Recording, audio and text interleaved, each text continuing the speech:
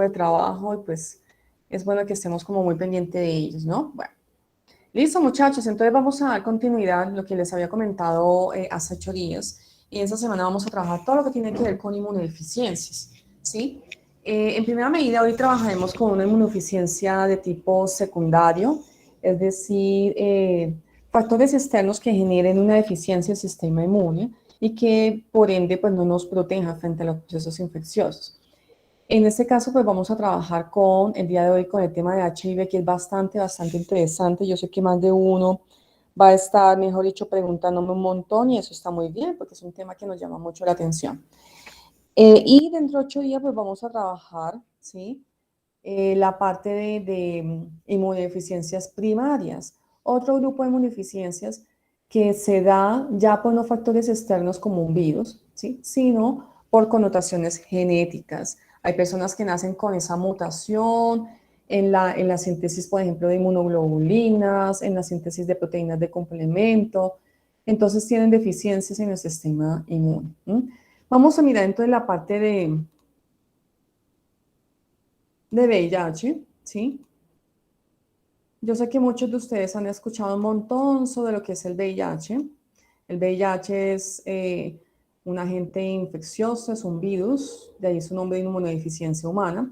Es un tipo de retrovirus lentivirus, es decir, que se desarrolla o digamos que su replicación es muy lenta, de ahí el nombre, pero aún así es agresivo porque ataca el sistema inmunitario y lo debilita. Entonces las personas no mueren por el virus, las personas mueren, ¿sí? Por las infecciones, por esa inmunosupresión tan alta que tienen esos pacientes, que cualquier infección obviamente los va a enfermar, inclusive una infección por hongos, infecciones oportunistas, por microorganismos como las bacterias, etcétera, etcétera. En los modos de transmisión sexual hay que tener cuidado siempre con protección con condón, ¿sí? Materno-infantil, la mamá puede transmitir al hijo en el parto a través de la leche materna, sanguínea percutánea, de pronto aquellos que les gusta de pronto tatuajes o hay que tener mucho cuidado, ¿no? Inclusive en las donaciones de sangre, los bacteriólogos realizan también pruebas de HIV para aquellas personas que van a donar sangre, precisamente por eso, porque también se puede transmitir por vía sanguínea. El reservorio, pues ustedes ya saben, periodo de incubación. Periodo de incubación, pues dice que es el momento de la infección hasta la aparición de anticuerpos detectables. Puede ser entre meses, inclusive hasta años también, ¿sí? El periodo de transmisibilidad en cualquier momento. Usted puede estar expuesto en cualquier momento a que presente el virus de HIV. Y la susceptibilidad, cualquier persona es susceptible a presentar, por supuesto, ese virus. Vamos a conocerlo un poco, yo sé que ustedes lo han escuchado, ¿sí? Miren esa estructura tan hermosa, es bien bonito. Él es de cadena de RNA sencilla, mírenlo.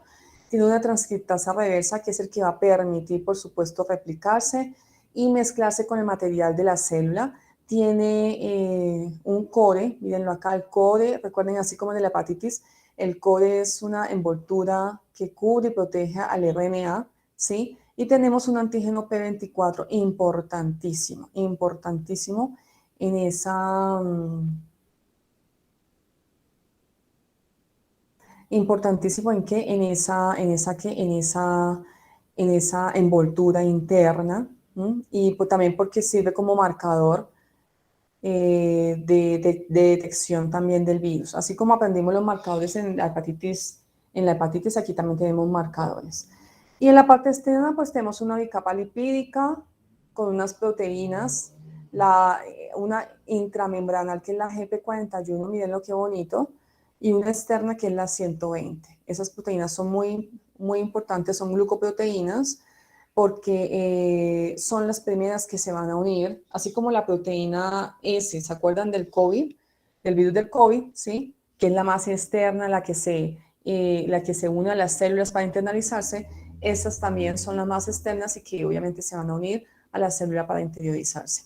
Aquí están los diferentes genes que ustedes lo vieron en el video, ¿sí? Y ahorita voy a mirar quiénes quieren participar. Está el gen pool, que produce enzimas que van a ayudar a esa replicación, el componente o el gen GAN, que van a producir también proteínas, ¿sí? Del mismo virus, y el gen M, que es el gen de envoltura, que se va a codificar para glucoproteínas las más externas. Hay algo importante que tienen que saber aparte de su estructura, es esa afinidad por las células para que esto genere una inmunodeficiencia. Chicos, el virus tiene una afinidad por el CCR5 y CXCR4. Esos son los receptores. Y el complejo, eso es un complejo. Y marcadores o proteínas CD4, que es el que significa clúster de diferenciación. ¿Quiénes tienen estas como marcadores o receptores? Los linfocitos T, CD4, los macrófagos, ¿sí? Algunas células dendríticas. Entonces, ¿qué ocurre? Por eso es que, imagínense que el virus entre estas células pues va a generar un cambio a nivel del sistema inmune, las va a destruir, ya vamos a mirar cuáles son los mecanismos de acción. ¿Qué ocurre? Pues simplemente esa estructura GP120 en 41 se transforma, genera como una variación estructural, mírenlo, ¿sí? Y se fusiona, se va obviamente a unir con el CD4 o el CCR5CXCD4 de las células. El virus se une a la membrana de esas células blanco, genera una glicosilación, esa glicosilación del virus hace que el virus se vuelva muy variable en esa parte externa, muy variable, ¿sí? Y no solamente eso, sino que se fusiona ese virus, la membrana de ese virus con esas proteínas, con la membrana de la célula. Entonces, todo eso también hace parte del mecanismo de patogenia, ¿sí? ¿Por qué? Porque esa variabilidad por tanta glicosilación va a hacer que esos virus pues estén mutando todo el tiempo y sea difícil conseguir una vacuna para ellos. Y esa fusión, ¿sí? Con la célula blanco, pues ayuda a que el virus se enmascare y pase desapercibido frente al sistema inmune. Y por eso es que ustedes pueden encontrar, por ejemplo, aquí les dejo una foto, ¿sí? En la internet. Usted escribe en Google por qué no existe vacuna de VIH, ¿sí? Y miren todo lo que aparece. Porque no hay vacuna, porque sí hay contra COVID, no hay contra el VIH-Sida, porque no existe una vacuna contra el SIDA, ¿sí? Siempre hay como ese interrogante y una de ellas es precisamente por esa gran variabilidad de esas proteínas externas, por esa glicosilación constante de esas proteínas. Hay variabilidad de las estructuras, hay mutaciones, entonces eso hace difícil que se genere una vacuna. Si se genera una vacuna, pues ya no va a servir para todos los virus porque ellos están mutando constantemente. Bueno, además, esa glicosilación pues genera una variabilidad y eso hace que pues, realmente los anticuerpos no se unan a ese virus. No solamente eso, sino el enmascaramiento también, ¿sí? Lo que hablamos ahorita. No solamente eso, de la variabilidad, el enmascaramiento, sino la heterogeneidad genética. Si ustedes se dan cuenta, hay muchos tipos de virus y eso lo hace aún más difícil. VIH-1, VIH-2. El VIH-1 hay diferentes tipos de VIH-1, subtipo M, NOP, etcétera, etcétera. Entonces, esa variabilidad genética o heterogeneidad genética también hace que sea más difícil. ¿Qué es lo que hace realmente? ¿Qué es lo que hace realmente que se llegue a una inmunosupresión o una inmunodeficiencia, que es nuestro tema? Primero, que como los linfocitos T, ¿sí? Tienen ese receptor para el VIH, pues el VIH ingresa, se replica en su interior y puede haber dos cosas, muchachos. Primero, o que se destruya, ¿sí? En 24 horas el linfocito T, haya apoptosis. Y esto ocurre al completar, obviamente, el ciclo infeccioso del virus dentro de la célula. O hay otra, que él quede ahí escondido dentro de la célula y la célula se vuelva reservoria.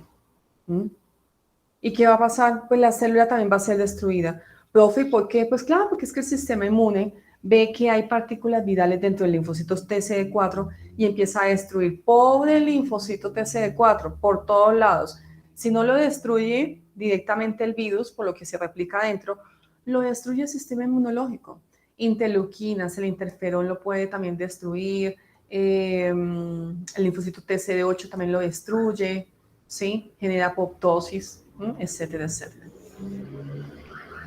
Entonces vamos a mirar, antes de hablar un poquitico de esa fisiopatogenia, vamos a mirar y entender un poco cómo es que ingresa el virus como tal.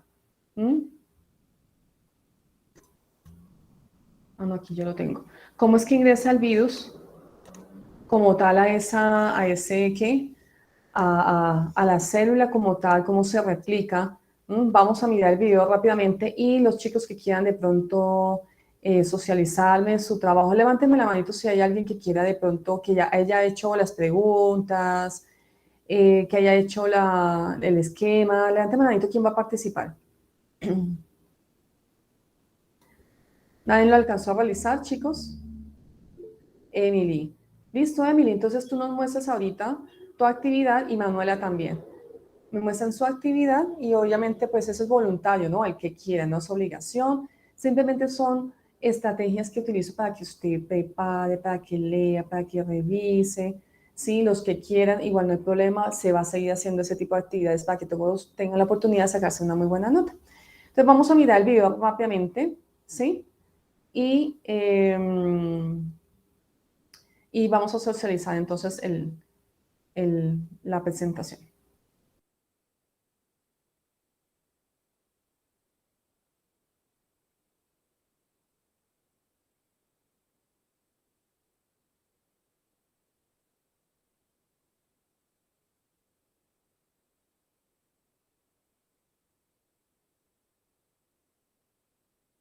Me confirman por favor si están viendo y están escuchando, ¿vale?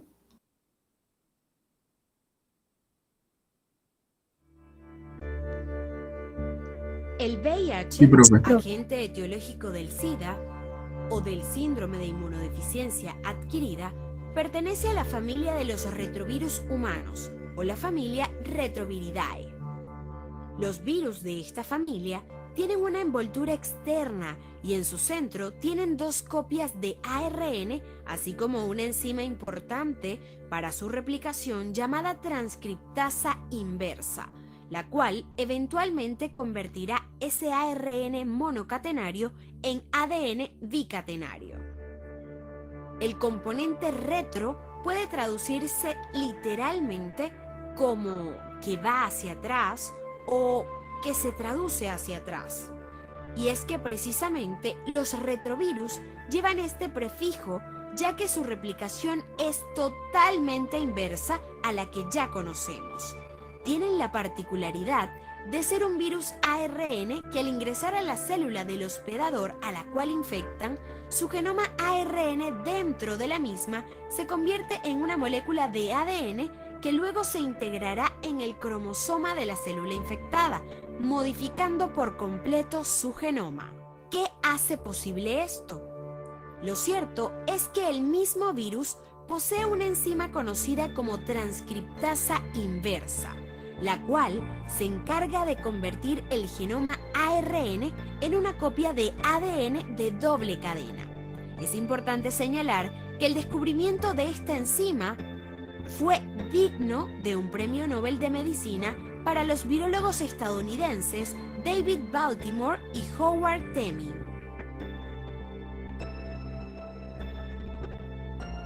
A pesar de que existen varios grupos de retrovirus capaces de infectar a una variedad inmensa de animales, solamente dos grupos principales pueden infectar a la especie humana. Estos son los oncorretrovirus, onco relacionado con tumores, y los lentivirus, que vienen de la palabra pausados. A diferencia de la mayoría de los virus envueltos que ya conocemos, los retrovirus no se transmiten a través del aire, del polvo o fómites en condiciones normales, como por ejemplo por factores que afecten la tensión superficial, sino que requieren del contacto íntimo con las fuentes de infección, por ejemplo, a través de líquidos corporales, de la sangre y de productos derivados de la misma. Una de las características más importantes de los lentivirus es que pueden persistir en los hospedadores infectados por largo tiempo, sin que hayan manifestaciones clínicas, hasta que la respuesta inmunitaria se ve alterada y resulte ineficaz, permitiendo así mayor replicación del virus, que se vuelve más citopático, ocasionando la muerte de linfocitos T y de células infectadas como monocitos, macrófagos, células dendríticas, entre otras. Y es en este momento en el cual aparecen los signos y síntomas de esta enfermedad, y el individuo se vuelve mucho más susceptible a infecciones oportunistas. Todas las características mencionadas son propias del VIH tipo 1, el cual, como hemos mencionado, tiene efectos más drásticos al destruir los linfocitos TCD4, que son fundamentales para la efectividad y la regulación de la respuesta inmunológica, causando así lo que conocemos hoy en día como el síndrome de inmunodeficiencia adquirida. El genoma del VIH está constituido por 2 moléculas de ARN monocatenario. Cada molécula de ARN contiene los 3 genes requeridos para la sobrevida del mismo en nuestro organismo. El primero, o gen POL, codifica las 3 enzimas que participan en la replicación. Estas son la transcriptasa inversa, o también llamada ADN polimerasa, que es la enzima responsable de la replicación del genoma. La segunda sería la integrasa, que es la enzima necesaria para la integración del provirus al genoma de la célula huésped. Y por último, pero no menos importante, la proteasa, que es la encargada de preparar a la partícula viral para salir de la célula. El segundo, o gen GAG, codifica la proteína 24, también llamada cápside, y la proteína 17, también llamada matriz. Finalmente tenemos al gen ENV. A su vez, codifica la envoltura lipídica del virión y a las glucoproteínas que así la conforman. La glucoproteína 41 o de transmembrana y la glucoproteína 120 o externa, que son muy importantes para la penetración del virus a la célula huésped, las cuales van a experimentar frecuentemente variaciones antigénicas. De esta forma, al microscopio electrónico revela un virión esférico con un diámetro aproximado de 100 a 140 nanómetros y de una estructura icosaédrica. La replicación del virus VIH comprende varias etapas. Cada una de ellas es crucial para el éxito de dicha replicación y son el principal blanco de los medicamentos antirretrovirales. Ahora observemos cómo el virus infecta al linfocito TCD4. La primera etapa constituye la adhesión del virus al linfocito. La entrada de este virus a la célula requiere la presencia de ciertos receptores de superficie, el CCR5 y el CXCR4. Estos receptores van a interactuar con proteínas complejas del virus, principalmente con la glicoproteína extracelular GP120 y la de transmembrana GP41.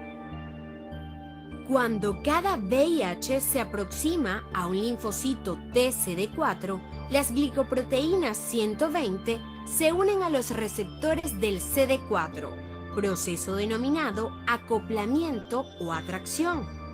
Esta unión genera un cambio conformacional, lo cual permite a la glicoproteína 41 que interaccione con los receptores CCR5, lo cual da origen a la segunda etapa,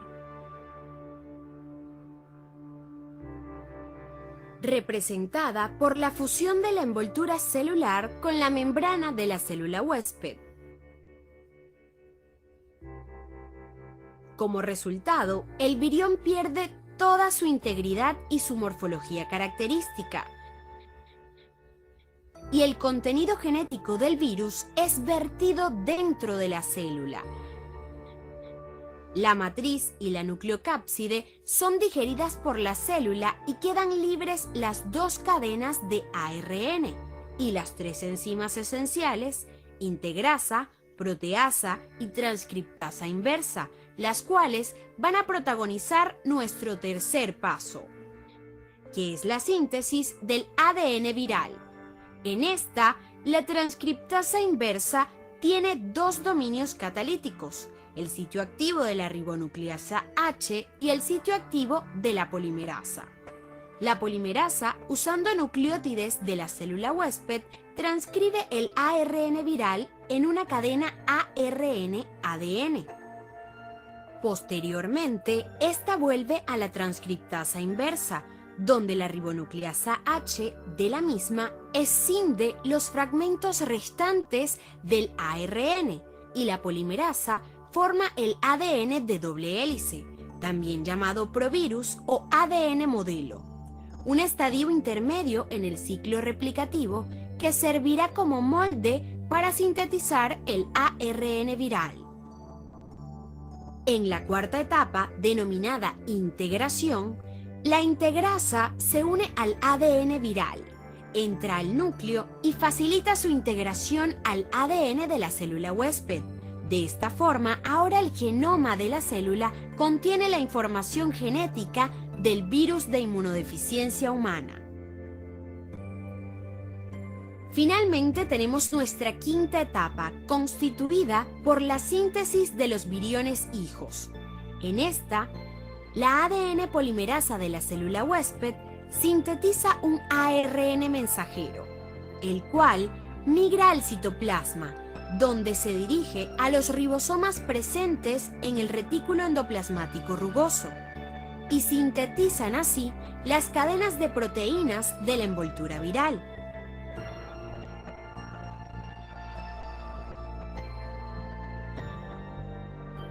Posteriormente, salen del retículo endoplasmático y viajan hasta la superficie celular, donde se van a unir con otras proteínas de superficie que ya han sido sintetizadas.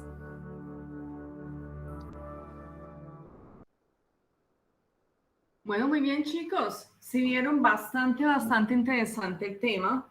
Yo sé que este tema más de uno le apasiona, este tema de HIV. Para entender un poco la patogenia, pues es importante entender la forma de replicación, ¿no?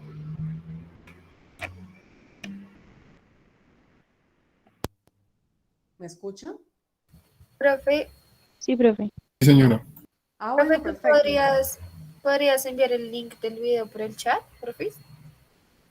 Ese ya lo había enviado, está en el Classroom, pero si quieren se los vuelvo a enviar. Está en el Bueno, Classroom. profe, no, entonces no, es que no lo había visto. Qué pena. Sí, igual de todo modo no importa, lo dejo acá, pero igual está en el Classroom, yo lo había dejado también ahí. Ustedes pueden revisar el Classroom, ahí les dejé. Recuerden que siempre hay que estarlo revisando antes de entrar a la clase, porque muy seguramente la profe, ¿se acuerdan que les dije que yo siempre les dejo materiales de lectura, videitos? Entonces, en el Classroom creo que les dejé el video, algunas cositas que vamos a hablar hoy, algunas lecturas sobre HIV. Este tema es espectacular, yo sé que a más de uno le va a gustar. Bueno, listo, entonces, antes de hablar obviamente de la patogenia, de cómo es que se produce la inmunodeficiencia, cómo es la respuesta inmune, ¿sí? Miren que la inmunodeficiencia no es solamente porque el virus entra al linfocito T, no, hay otras cosas que vamos a aprender porque obviamente esos pacientes están tan inmunosuprimidos. Y ustedes van a decir, wow, ahora sí entendí por qué dicen que el paciente no muere por el virus, sino que le da esto y esto y eso. Entonces, este tema es apasionante y sé que les va a encantar. Bueno, vamos a hacer entonces un resumen del video. ¿Quiénes quieren participar? ¿Me levantaron la manito por ahí varias? Listo, Emily, muy bien, levantó la mano. ¿Alguien más? ¿Nadie más? Bueno, entonces vamos a darle la oportunidad a Emily que nos haga ese resumen del video, qué entendió, qué hizo. El video, digamos que lo había dejado, creo que lo dejé, bueno, yo lo dejé antes de la clase para que los que alcanzaran a revisar lo vieran. Es un video cortitico, no dura más de 20 minutos, es cortico. Los que quisieran de pronto sacar un resumen, como siempre, recuerden que es voluntario, no es obligatorio, los que quieran participar. Y ya saben, pues los que participan pues tendrán obviamente su buena nota. Los que no alcanzaron a participar, no hay problema, la profe siempre, cada clase, ustedes saben que hace actividades diferentes y nos da la oportunidad de participar mucho para que saquemos una buena notica. Entonces no se afanen los que de pronto no alcanzaron a hacer actividad. ¿Listo? Listo, te doy la palabra entonces para que nos muestres qué hiciste, qué nos quieres compartir, ¿vale?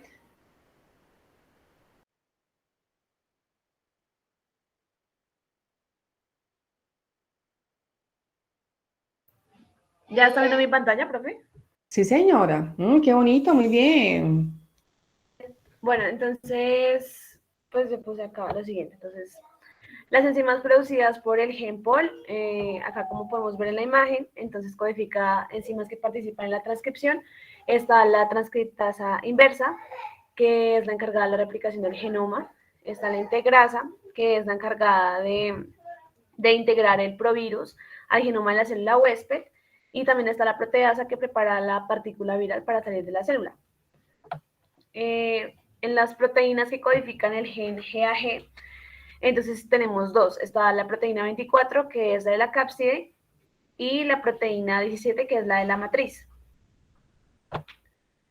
En las proteínas que codifica el gen ENB, entonces, ahí lo puse mal ENB, pero bueno, perdón. Entonces está la envoltura lipídica del virión y las glicoproteínas que lo conforman. Entonces están dos, la glicoproteína 41, que es la que se encuentra en la transmembrana, y la glicoproteína 120, que es la externa. Entonces, que esto sirve para la penetración del virus a la célula huésped. Y pues esto es muy importante porque presentan constantes cambios antigénicos. Y bueno, entonces en el esquema de la replicación del virus, encontramos que primero está la infección del linfocito TSD4. Entonces, en este paso está la adhesión o acoplamiento, donde pues para entrar se requieren los receptores CCR5 y CXCR4, que interactúan con las glicoproteínas GP120 y GP41, que estas pues se van a unir y pues así se llamaría el proceso de acoplamiento o atracción. Y bueno, entonces ya en el segundo paso encontramos la fusión de la envoltura celular con la membrana. Entonces, el virión pierde su morfología y las características que forma su contenido genético del virus, y pues este entra a la célula. Entonces, la matriz y la nucleocápside son digeridas por la célula. Acá como pues hice como un grafiquito más o menos, y quedan como las espículas por fuera, por la membrana del linfocito. Y bueno, entonces como tal la matriz y el núcleo son digeridas por la célula y quedan libres las dos cadenas de ARN y las tres enzimas esenciales, que son la integrasa, la proteasa y la transcriptasa inversa. Luego pasa a la síntesis del ARN viral. Entonces la transcriptasa inversa tiene dos dominios catalíticos. Está el sitio activo de la ribonucleasa H y la polimerasa. Entonces, pues la polimerasa lo que va a hacer es usar los nucleótidos de la célula huésped y va a transcribir ese ARN viral en una cadena ARN-ADN. Luego esta cadena vuelve a la transcriptasa inversa, y la ribonucleasa H lo que va a hacer es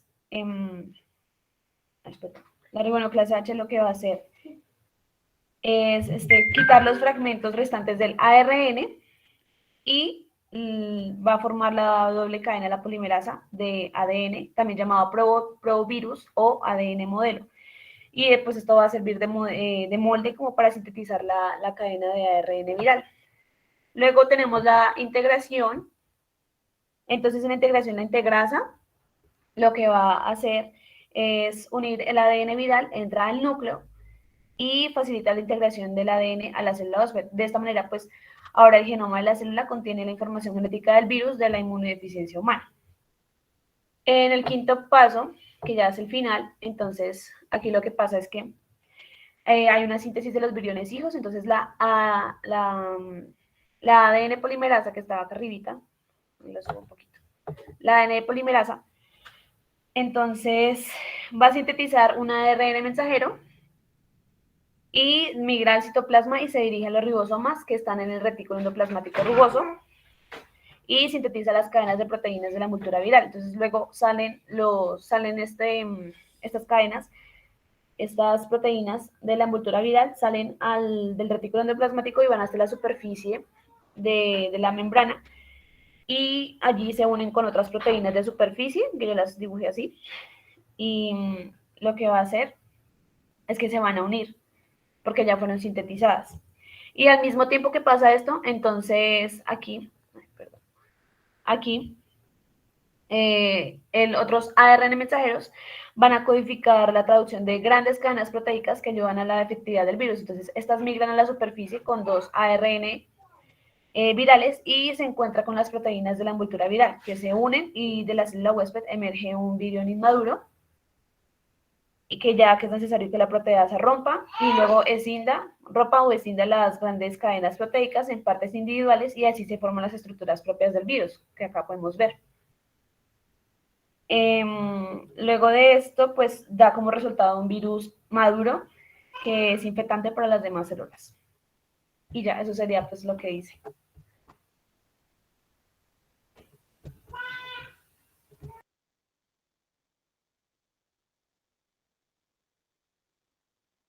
Bueno, muy bien, excelente, te felicito, muy bien por esa actividad. Muy bien, muy bien. Miren que digamos que la compañerita hizo un muy buen resumen del video, ¿sí? Recuerden que no es una actividad obligatoria, es voluntarios que quieran participar, dar su punto de vista, presentar la tarea, mostrar lo que hicieron, la forma como lo hicieron, con un esquema, bueno, qué sé yo, cualquier otra actividad, pues buenísimo, porque ya digamos que ahí se abarcaron los diferentes genes con las proteínas que se presentaban, la forma que se replicaba. Mire que la forma también como se unía, ¿no? El virus con la célula a través de las proteínas GP120 y 41 del virus, con los receptores CCD5 y el CD4, por supuesto, de la célula huésped. Miren ahí la importancia de la transcriptasa reversa, ¿sí? Que pasaba de RNA a ADN y después de ADN nuevamente a RNA, pasaba después, se mezclaba con el material genético de la célula, pasaba por un ribosoma y el ribosoma, ustedes saben que el ribosoma ayuda a la síntesis de proteínas y ese material genético del virus, cuando pasa por el ribosoma, es ahí donde obtiene las proteínas de la célula para empezar a sintetizar sus propias células. Y ya después sale un video completo. Buenísimo, la forma, y hermoso ese video también. Y muy buen trabajo que presentó nuestra compañerita y te felicito de verdad. Entonces, si ustedes se dan cuenta, pues miren que ese es el proceso de replicación en ese video fantabuloso que les mostré. Muy bonito el video queda para ustedes, es de ustedes para que lo puedan ver nuevamente las veces que sea necesaria, para que estudien, saquen si usted quiere y no alcanzó a hacer la tarea, no hay problema, vuelve y la hace, mire las preguntas que dejó la profe en el Classroom, mire el video que está en el Classroom también, ¿sí? Haga el ejercicio, usted mismo compare con lo que se habló aquí, ay, mire que sí, qué chévere, ¿no? Ahora, ya a partir de esa replicación, vienen algunos otros aspectos importantes, la patogenia, ¿sí o no? Porque puede que se replique, ¿sí? Pero ¿qué ocurre? Claro, ocurren muchas cosas. En primera medida, la destrucción de linfocitos TCD4. Están viendo la imagen, ¿cierto? Sí, profe. Listo. La replicación, la destrucción de esos linfocitos TCD4, inmunosupresión, obviamente generalizada, ya vamos a mirar por qué se da esa inmunosupresión, activación crónica del sistema inmunitario, llega un momento en que se activa, pero después se agota también, y los mecanismos de escape. Vamos a mirar cómo es que se ocurre esa destrucción de CD4.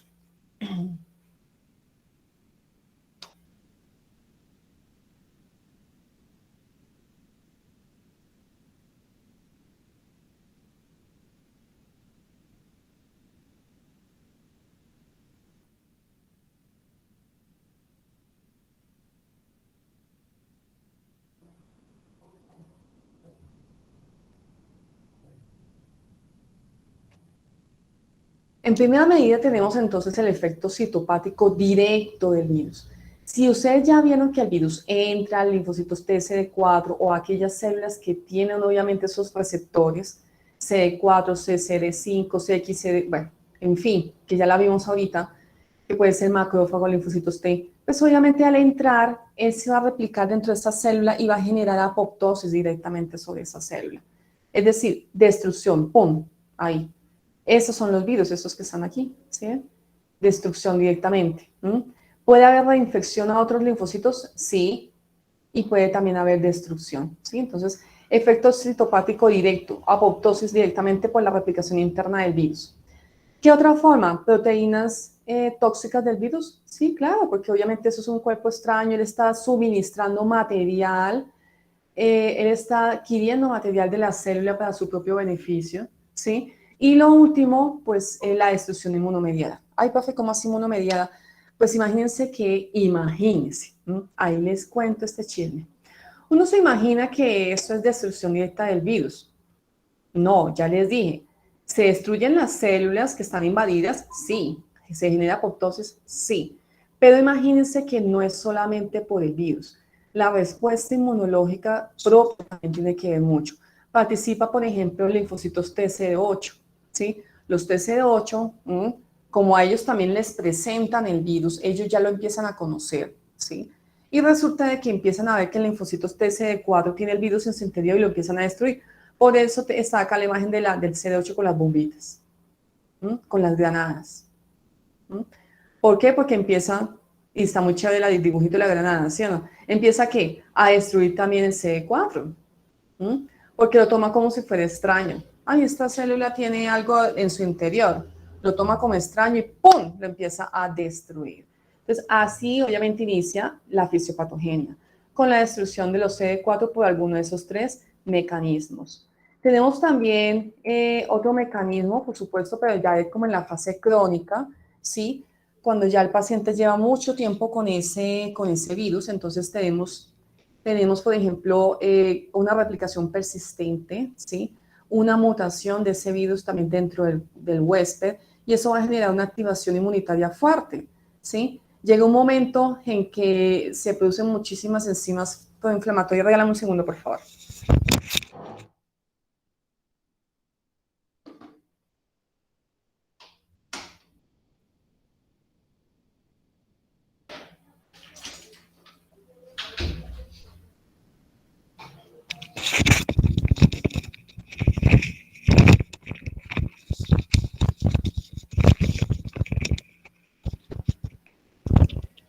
Llega un momento en que se producen muchas... ¿Me están escuchando? ¿Sí?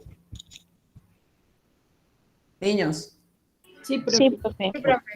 Entonces, llega un momento en que, o sea, este tema es espectacular, ustedes lo van a amar. Llega un momento en que se activa la respuesta inmune, sí, claro, tiene que activarse, es un cuerpo extraño, es un microorganismo extraño, nada que hacer. Y se activa un proceso inflamatorio y llega un momento en que en la fase crónica ya la enfermedad, el sistema inmunitario se agota, ¿sí? Y se considera con este nombre inmunodeficiencia progresiva. Hay senescencia precoz, es decir, las células se vuelven viejitas, puede ser para hiperactividad, ¿sí? Entonces también ocurre esto dentro de esa fisiopatogenia a causa de que de esa replicación persistente. Se replica dentro de la célula se genera apoptosis o puede que quede ahí, ¿sí? Vuelve y sale y se replica en otro virus y en otras células y así sucesivamente. Entonces la hiperactivación y agotamiento del sistema inmunitario se debe a esa sobrecarga antigénica extrema en esos pacientes. Depende de la fase en la que esté, ya sea al principio, en donde se esté replicando de forma, aunque ellos se replican lentamente en las células, pero la infección es muy rápida.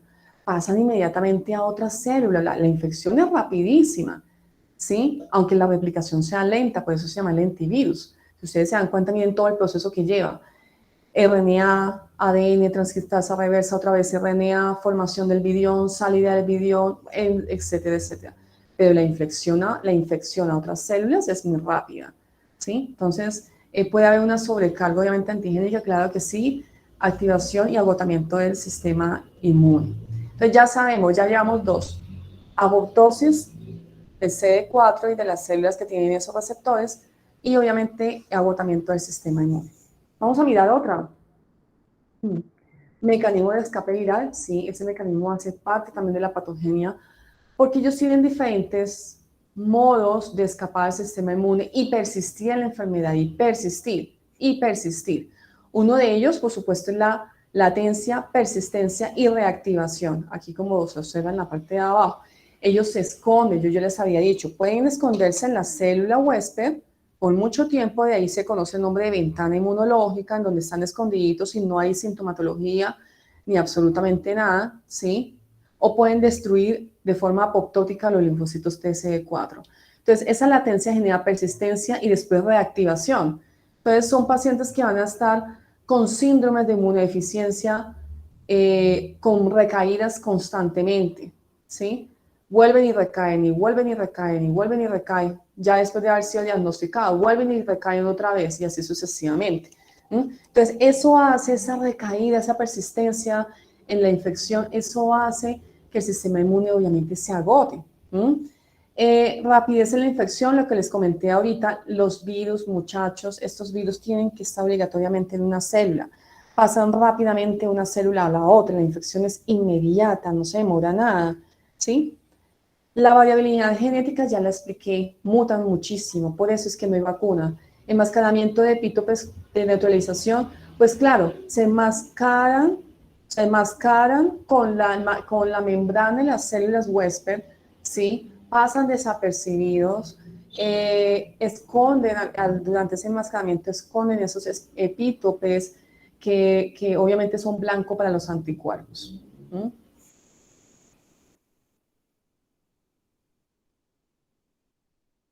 Ok, un segundo.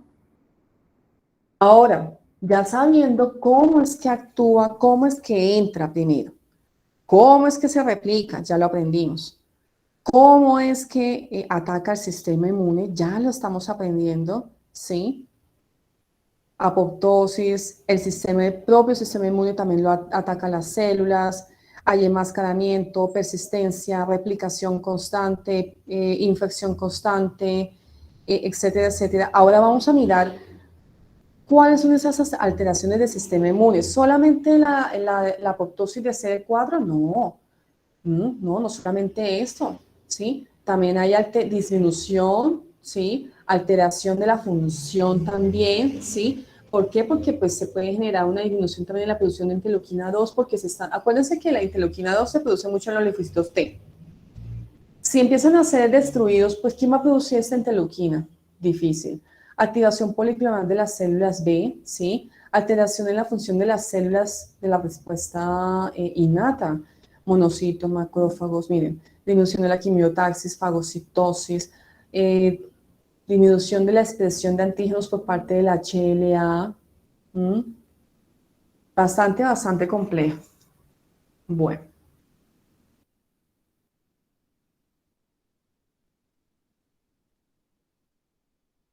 Listo. Ahora vamos a una parte importantísima, chicos. Esto quiero que ustedes lo entiendan muy bien. Si quieren, tome la impresión de pantalla. A esta parte sí necesito que estén súper concentrados.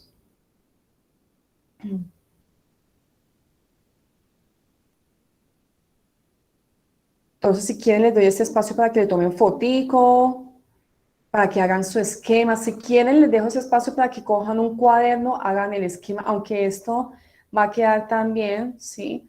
En la grabación, pero hagan un esquema. Si quieren, cojan el cuaderno, hagan el esquema, porque voy a ir explicando cosas bonitas dentro de ese cuadro, ¿sí?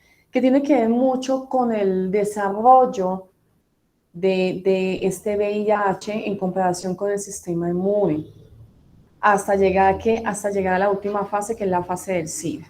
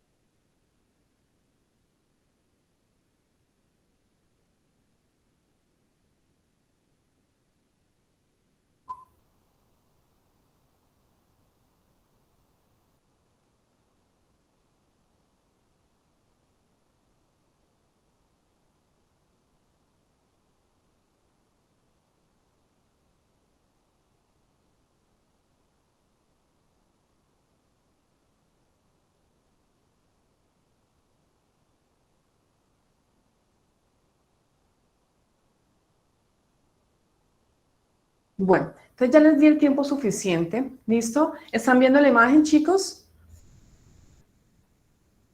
Sí, señora. Listo, perfecto. Entonces vamos a arrancar con la primera fase que tiene que ver, pues, al momento de la infección. ¿Listo? Entonces voy a tratar de salir de aquí un momento y voy a hacerme este lado. Vamos a ver si lo puedo ampliar un poquitico porque me gustaría, obviamente, escribir para que ustedes puedan hacerlo también en su cuadro, ¿sí? En su cuadernito. ¿Sí? Entonces, vamos a iniciar, pues claro que sí, con este proceso de infección por el virus, ¿sí?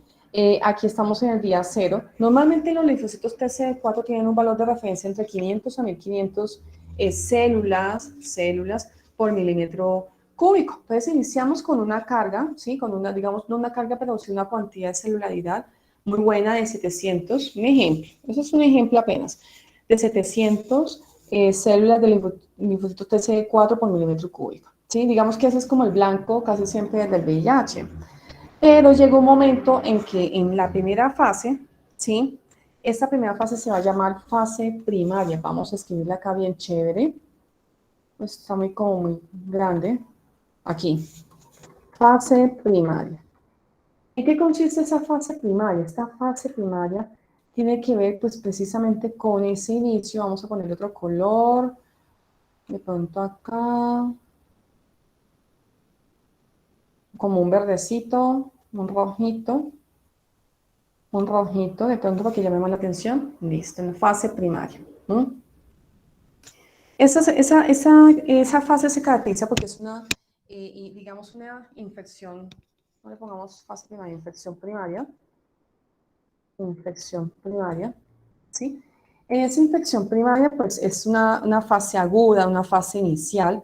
En esta fase, sí, que más o menos es hasta aquí, en esta primera fase no hay casi anticuerpos, por supuesto, para proteger. Apenas se está mostrando el virus como tal.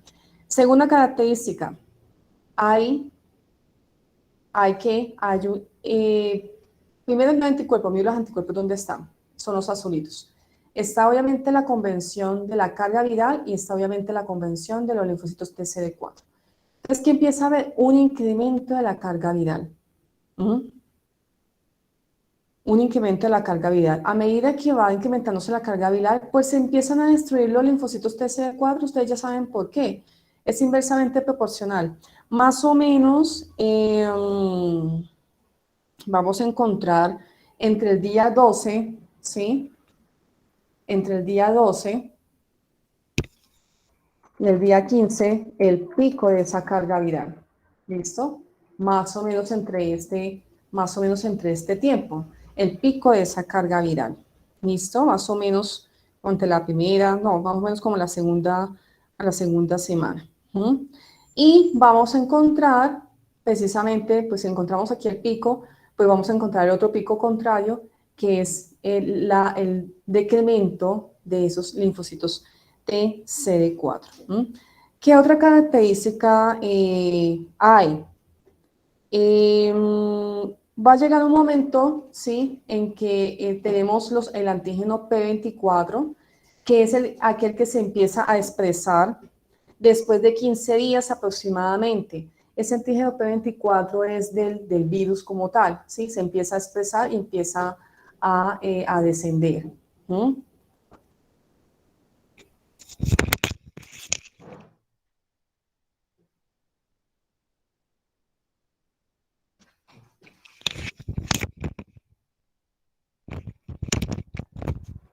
Bueno, entonces ese antígeno P24 se encuentra, ¿sí?, después de la segunda semana de infección, se encuentra después de la segunda semana de infección y también hace parte de esa infección primaria. Ese P24 pertenece al virus y por ende, pues digamos que también se va a utilizar como marcador diagnóstica por medio de las técnicas de PCR para esa infección primaria.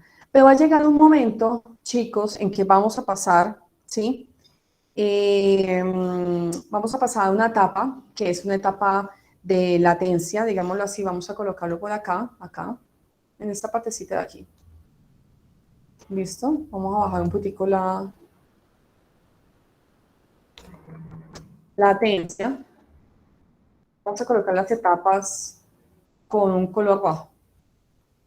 Esa etapa de latencia es esa etapa en donde, ay, perdón, me faltó una cosa. Aquí en la afección primaria, discúlpeme, está una parte importantísima que empiezan a ver, digamos, sintomatología, síndrome retroviral se llama, síndrome retroviral, ¿sí? En esa primera etapa, ese síndrome retroviral agudo es un poco inespecífico. Como empieza a elevarse la carga viral, ¿sí? Hay mucha replicación viral, los pacientes empiezan a presentar diferentes síntomas, pero son síntomas muy inespecíficos. ¿Como cuáles? Pues como una pseudogripa, que uno que va a saber que eso va a ser obviamente un proceso de VIH, mononucleosis.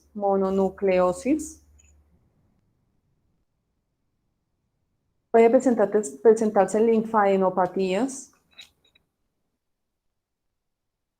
tos, fiebre, rash, dolor de cabeza, etcétera, etcétera. Entonces, si ven, son síntomas muy inespecíficos que ocurren en esa primera fase que es la infección primaria. Vómito también, ¿sí? Etcétera, etcétera.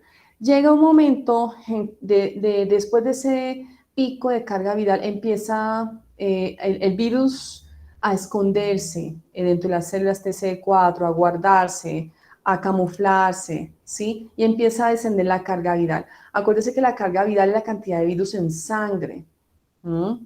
La cantidad de virus en sangre. Por eso es que estos pacientes presentan fiebre, linfadenopatías, porque el virus está en sangre en la primera fase, que es la infección primaria. En esta latencia, pues ellos van a estar escondidos, va a haber obviamente una disminución de ese virus en sangre, y lo que va a ocurrir es que eso permite que el pobre sistema inmune, sí, como que se despierte.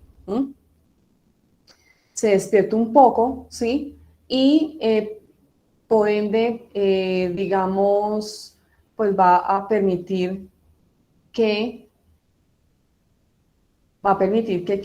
pues obviamente se pueda disparar un poco los linfocitos TCD4 y empieza a haber seroconversión. Ahora, ¿qué pasa en esta fase de latencia? El sistema inmune empieza a recuperarse un poco. ¿Por qué? Porque empieza a aparecer linfocitos TCD8, y ese linfocitos TCD8, vamos a colocarlo por acá, en esa fase de latencia, ¿sí? Vamos en mayúscula CD8, empieza a aparecer, y obviamente ese linfocito TC8 pues va a intentar destruir ese virus, pero no solamente el virus, sino también los CD4 que tengan el virus. Entonces, ¿qué va a pasar? Pues el virus empieza a esconder. Y esa, digamos, esa ayuda es el linfocito TCD8. Oh, por Dios. Esa ayuda al linfocito TC8, pues lo que va a hacer, ¿sí? Es que permite que el CD4 otra vez se vuelva a incorporar, como que se empiece obviamente a elevar un poco esos linfocitos TCD4 que antes estaban deficientes, se elevan un poco, a partir obviamente de más o menos de la segunda semana aproximadamente, y después empieza a haber también una respuesta inmune un poco más despierta y empieza a haber, ¿sí?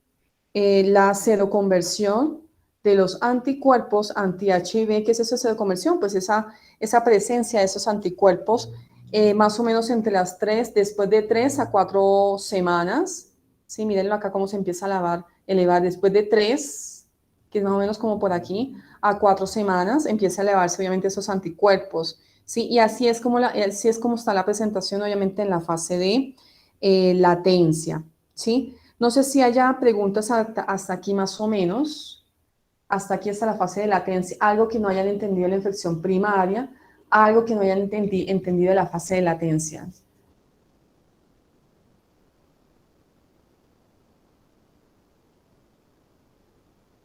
Creo que a mí no me quedó muy claro lo que hacen los anticuerpos CD24.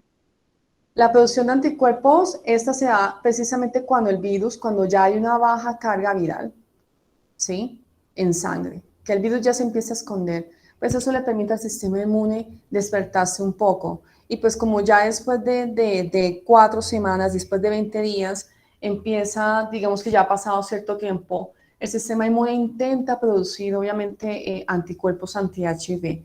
Algunos van a ser de pronto efectivos, pero muy pocos, sobre todo los de tipo anticuerpos neutralizantes.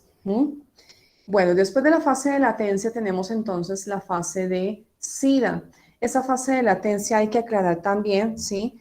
Que estos virus van a estar escondidos no solamente en los CD4, sino en los macrófagos también que tienen el receptor, ¿sí? Vamos a encontrar que en este caso la viremia es estable, ¿sí? Hay presentación de anticuerpos y son pacientes asintomáticos. Si aquí se presentaba un síndrome retroviral, que son estos síntomas que están acá, que son inespecíficos, ¿sí?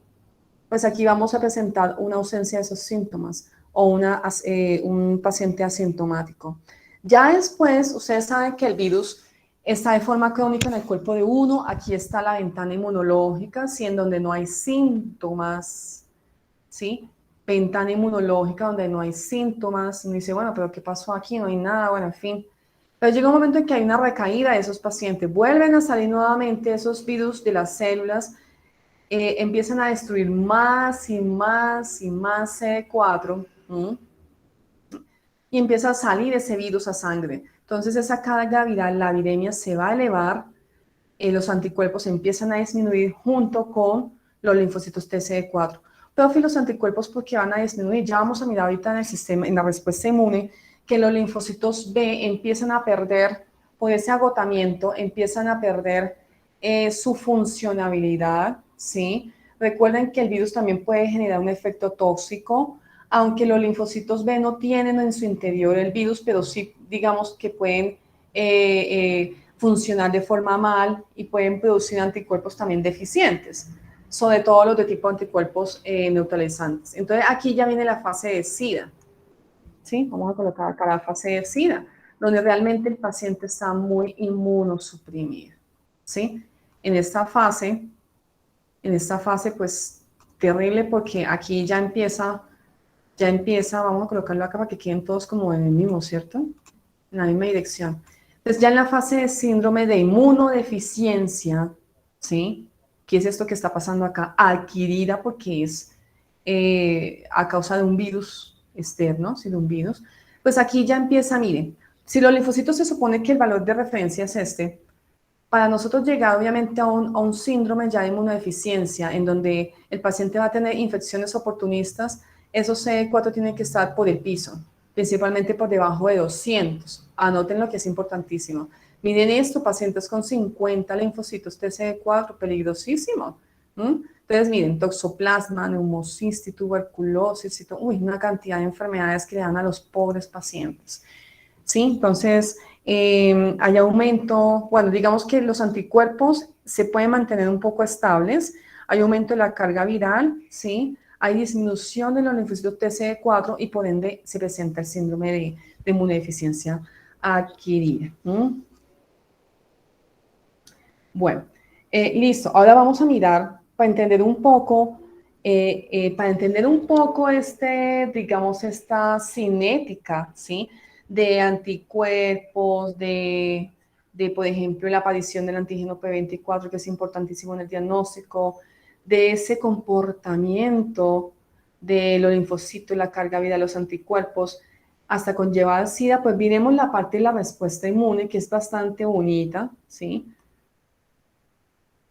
Aquí está, creo que es esta, sí, es esta. Entonces vamos a abrirla.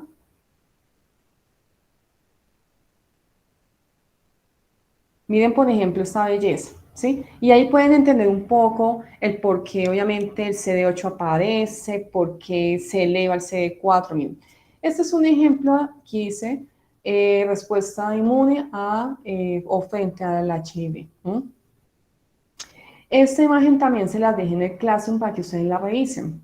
Entonces aquí tenemos algo importantísimo. Está, obviamente, el virus entra, ¿sí? Son estas bolitas chiquiticas y se va a encontrar, por supuesto, vamos a ampliarlo un poquitico más, se va a encontrar, por supuesto, miren esta belleza de imágenes, con las células. Esta es la célula dendrítica, miren el virus donde está dentro. Esa es una célula dendrítica plasmocítica y este es el linfocitos TCD4.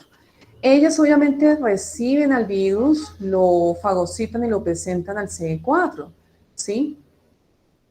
Puede que de pronto el CD4 adquiera el virus directamente por los receptores, pero aparte de todo, pues las células dendríticas o los macrófagos también presentan al CD4.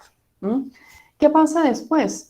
No solamente se va a activar, ¿sí?, el CD4, sino que también se va a activar el CD8 por ella misma, por la célula dendrítica. Miren el virus donde está. Recuerden que es una célula que también hace parte de las células fagocíticas presentadoras de antígeno. Miren el TCR, que siempre les he dicho que hace parte de los linfocitos TCD8 y TCD4. Tienen acá, por ejemplo, el azulito, que es el complejo mayor de histocompatibilidad, ya sea 1 o 2, que es el que está en la superficie de las células presentadoras y presentan el virus. No solamente se va a activar el CD8 en la respuesta inmune, sino también los interferones, ciertas interleuquinas proinflamatorias, ¿sí? La natural killer, miren. Entonces hay un peligro. ¿Por qué? Porque más adelante toda esa activación va a generar la apoptosis de las células T. Entonces voy a disminuir un poquito para que vean, miren.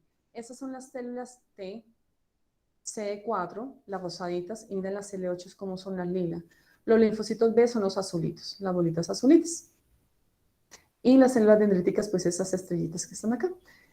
Esta también es un tipo de célula dendrítica, pero se llama célula dendrítica plasmocitoide o activada, que ya está produciendo sus interleuquinas, interferón para poder activar el sistema inmune. Entonces, ¿qué es lo que ocurre? Mire, pobre linfocito TCD4, no solamente es destruido porque en su interior contiene partículas del virus, ¿sí? No solamente es destruido, apoptosis inducida por el interferón, sino también por los CD8, por las células dendríticas. O sea, todo el mundo, aparte de todo, ataca el pobre linfocito TCD4, terrible. Entonces, ataca a la natural killer, ataca la célula dendrítica, ¿sí? Ataca también, mire, el interferón y todo eso, el CD8 también, todo eso genera obviamente la apoptosis. Bueno, ahora, ¿qué pasa, por ejemplo, por acá, por este lado? Tenemos lo mismo. La célula dendrítica presenta A4, A8, ¿sí? Aquí están los TCR de cada una. Aquí está el complejo mayor de compatibilidad tipo 1, tipo 2, ¿sí ven? Y hay una presentación. Y aquí, pues obviamente tenemos por este lado la activación de los linfocitos B también, ¿sí? Que acuérdense que los linfocitos B se activan por los linfocitos TCD4, por los linfocitos T también, TCD4, ¿sí? También se pueden activar los linfocitos B. Pero ¿qué pasa con esos linfocitos B? Pues claro, primero, no van a generar, ¿sí?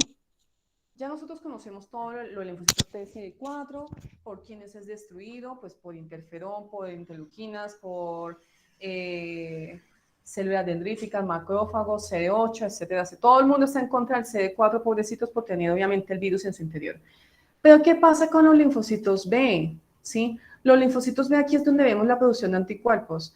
Ellos van a tener una deficiencia, ¿sí?, en su funcionabilidad. Por el proceso inflamatorio que se presenta, por las interleuquinas, sí, mira, hay activación inmune de las citoquinas proinflamatorias. Digamos que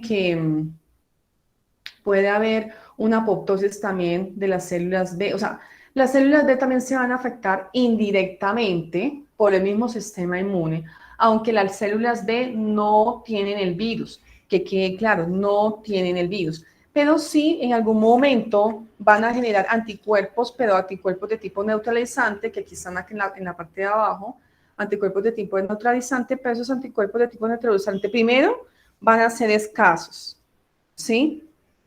Segundo, digamos, no van a tener como la misma actividad sobre el VIH, sobre el virus. ¿Por qué? Porque recuerden que hay una alta variabilidad y mutación de ese virus, entonces no van a ser como tan efectivos.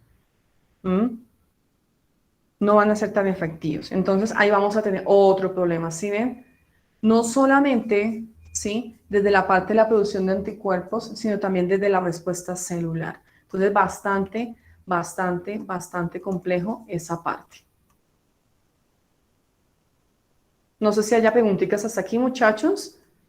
Preguntica de la respuesta inmune. Creo que no, profe. No, bueno, es muy sencillo, lo mismo que hemos estado hablando todo el tiempo. Además, si los linfocitos T están obviamente afectados, pues también van a afectar a los B, porque los B se activan también, se pueden activar de los T. Vamos a mirar entonces ya para terminar. Nena, ven, mi mascota que está molestando. Entonces vamos a terminar con la historia natural de la enfermedad. Voy a dejarles, creo que esta historia natural de la enfermedad también está en el Classroom, pero se las voy a dejar acá también, ¿sí?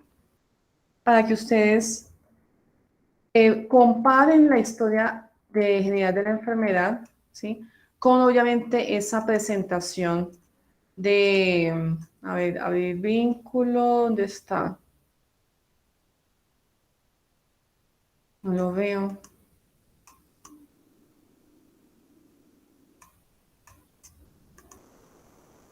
Ahí, bueno. Esto lo van a correlacionar mucho con el cuadro, con la imagen que yo les mostré ahorita de esa cinética de la enfermedad, donde participa, por supuesto, donde participa los anticuerpos, los antígenos, ¿sí? Vamos a ver si me abre por este lado, porque ahí se presenta, usted puede coger su cuadro, ¿sí? Puede coger su cuadro y empezar a colocar, su cuadro no, su imagen, que les mostré ahorita donde está el antígeno P24, los linfocitos TCD4, ¿sí? La carga viral, la cinética de la enfermedad. Y aquí más abajo donde dice, uy, este documento está súper completo, muy chévere. Habla todo lo que yo les he explicado y si tienen dudas, pues lo pueden volver a leer. Yo se lo dejé también en el clase, ya se lo dejé en el chat también. Historia natural de la infección. Aquí está la primera fase, que es la fase obviamente de eclipse, ¿sí? Que es cuando el virus se disemina desde su sitio de ingreso al sistema obviamente retículo endotelial, ¿sí? Que fue lo primero que nosotros vimos obviamente en la respuesta inmune, ¿se acuerdan? Esta partecita de acá, el inicio, ¿sí? Esta partecita de aquí, ¿sí? Después tiene las características de la infección aguda primaria donde está el síndrome retroviral agudo, ¿sí? ¿Qué ocurre? Miren, una carga alta viral, tantas copias, al principio puede haber, digamos que, grandes cantidades de CD4 infectados en sangre y en tejido linfático, ya se están empezando a infectar. ¿Para qué? Para después, mira, aquí hay otras características que usted puede leer e incluirlo en su gráfica. ¿Para después qué? Para presentar obviamente una disminución de esos CD4 durante ese pico de carga viral, porque se empiezan a destruir, a haber apoptosis. Después viene esa fase de latencia, aquí están las características, un aumento lento, ¿sí? Pero constante de la viremia, pero ya al final de esa latencia, ¿sí? Y después el estadio de SIDA, donde definitivamente esos CD4 disminuyen a menos de 200 y empieza a ver toda la sintomatología. Terrible, ¿no? Yo creo que ustedes han escuchado, es que a esos pacientes les da mucha diarrea, que no sé qué, que se deshidratan. Tenaz, tenaz porque sí es cierto, pasa. Algunos no solamente, digamos que les afecta el sistema digestivo, pero no por el virus, sino por los microorganismos oportunistas que adquieren. No solamente el sistema digestivo, sino también pulmonar. Hay gente que le da neumonía secundaria a esa inmunosupresión por el VIH y fallecen. Bastante complejo. Bueno, listo. ¿Qué otra cosa podemos mirar? Esto ya lo vimos. Bueno, de pronto la clasificación clínica, les voy a mostrar esta. ¿Sí? La clasificación clínica. Hay pacientes que son asintomáticos, sintomatología leve. Aquí está, miren. Y la sintomatología moderada. Anemias, pueden presentar meningitis bacterianas, candidiasis, casi siempre orofaringia, nefropatías, daño pulmonar, ¿sí? Ni diarrea recurrente o crónica, eso es muy característico de un paciente con HB. Ahora no es que se van a asustar, ay, yo estoy con diarrea ahí. No, no, no.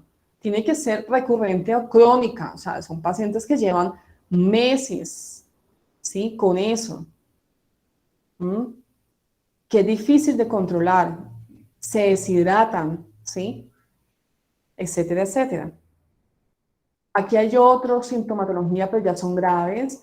Por ejemplo, aquí empiezan ya las infecciones oportunistas como el criptococcus extrapulmonar, criptosporidiasis, que son hongos, citomegalovirus, que ya lo conocimos, herpes, linfomas, sarcomas, micobacterium tuberculoso, ¿sí? Etcétera, etcétera. Le pueden colocar también impresión de pantalla, igual esto queda grabado, usted puede buscar la grabación, le coloca impresión de pantalla y lo estudia, lo deja en su documento de Word. Miren las infecciones oportunistas más frecuentes en esos pacientes con SIDA, pobrecitos, son infecciones oportunistas de todo tipo. Las más frecuentes, chicos, son de tipo bacteriana, sobre todo en niños, de tipo bacteriana. Bacterias, neumonías por bacterias, tuberculosis que es de bacterias, micobacterium diseminadas también, ¿sí? Etcétera, etcétera. También podemos encontrar, miren, parasitarios con ectosoplasmosis, podemos encontrar candidiasis también, que son hongos. La candidiasis orofaringia es muy, muy frecuente en los pacientes ya con SIDA. Bueno. Y por último, entonces tenemos, no sé si me hace falta algo más del anterior, creo que no, todo ya lo hemos visto. Ok. Y ya para terminar, entonces, tenemos la parte de diagnóstico, ¿sí? Esto obviamente lo van a profundizar un poco más a nivel de laboratorio, pero yo, pues como siempre, ¿sí? Yo les doy como esa abrebocas, ¿sí? Para que cuando empiecen a ver el tema ya del diagnóstico para HIV en el laboratorio y empiecen a ver la correlación de este tema, pues usted ya no le quede tan difícil entender esa parte. Pero ellas son las que van a profundizar, obviamente, la parte del laboratorio. En el diagnóstico tenemos prueba rápida. Prueba rápida, aunque pues no es tan confiable, pero pues digamos que se puede realizar una prueba rápida para en caso de. Pruebas de ELISA, sí, podemos tener las pruebas de ELISA, por ejemplo, de primera, segunda, tercera, cuarta generación, inclusive ya hay de quinta, ¿sí? En las de, permítame, yo miro acá un momento, en estas pruebas de ELISA, miren, están las de primera, segunda, tercera y cuarta generación. Las de tercera y cuarta generación son mucho más sensibles, ¿sí? Por eso les digo, cuando hablen del laboratorio, comenten. La profesora Yoselfi nos comentó que inclusive había ya de quinta generación, ¿sí? Y aquí está obviamente también la referencia, ya hay de quinta generación. ¿Qué diferencia entonces hay entre la tercera y la cuarta, que es la que más normalmente trabajamos? Lo que vamos a determinar, aquí utilizan péptidos recombinantes al igual que acá, ¿sí? Sintéticos, ya sea de tipo BH1 o 2, y vamos a determinar anticuerpos frente a esos péptidos de tipo IgG o de tipo IgM. Adicional, la de cuarta generación tiene una gran diferencia. Aquí determinamos el antígeno P24, cosa que en los anteriores no. Entonces, ahorita lo ideal es trabajar para esos pacientes ELISA de cuarta generación porque tiene un componente adicional. Nena, ven, coge. Un componente adicional que es obviamente la determinación de antígeno P24. Listo.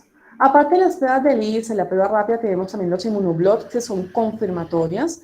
En este caso tenemos el Western blot, ¿sí? Que en este caso, bueno, se va a utilizar antígenos propios del virus, por eso es que es mucho más específico. Y tenemos también, por último, la determinación de carga viral por medio de la prueba de PCR. Sí, es un marcador de replicación viral que determina la cantidad de copias de RNA del virus en el plasma. Entonces, normalmente se hace pues, por PCR, detectando la molécula del virus en sangre. Esto casi siempre se utiliza en la infección primaria. Y por último, no menos importante, entonces tenemos la citometría de flujo para hacer seguimiento. Esto ya no es para diagnóstico, pero es bueno que ustedes lo conozcan porque nosotros como bacteriólogos hacemos citometría de flujo.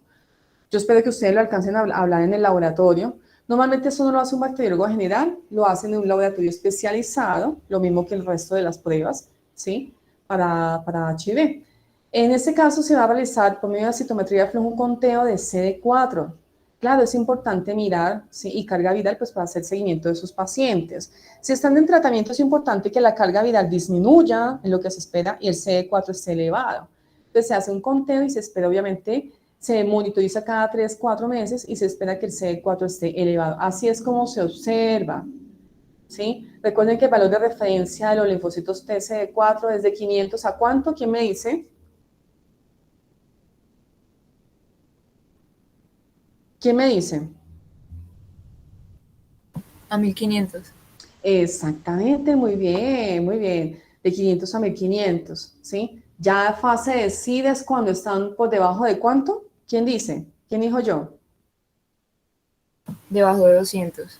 Perfecto, qué pilosas. Debajo de 200. Ahí ya es cuando está realmente inmunosuprimido y definitivamente empieza a adquirir gran cantidad de infecciones oportunistas. Bueno, y ya por último, no nos vamos a enfocar tanto en el tratamiento, ¿sí? Pero sí es para que ustedes de pronto conozcan esos diferentes tipos de retrovirales que no eliminan el virus, pero sí van a actuar sobre diferentes elementos que utiliza el virus para su replicación. ¿Mm? Nena, coge, ven. Y resulta de que aquí tenemos varios mecanismos de acción, ¿sí? Sobre la transcriptasa reversa, inhibidores de la integrasa, recuerden que eso es una enzima del virus. Entonces, atacan sobre diferentes enzimas y esas enzimas, ¿dónde están? Y esos elementos, pues obviamente en el video que yo les mostré, que revisamos, que había dejado de tarea, ¿sí? Y ahí están todos los elementos, las enzimas, los genes, las proteínas, ¿sí? Que ayudan a la replicación. Entonces, los tratamientos realmente actúan sobre eso, para que no se repliquen tanto, no la eliminan, sino simplemente para que no se replique tanto y no haya una carga viral tan extrema y eso haga que, por supuesto, los CD4 se disminuyan y empieza y llegue al piso, peligroso, debajo de 200, peligrosísimo, y lleve al paciente a un síndrome de inmunodeficiencia adquirida. Entonces, esto era lo que yo quería mostrarles de HIV. Espero les haya gustado.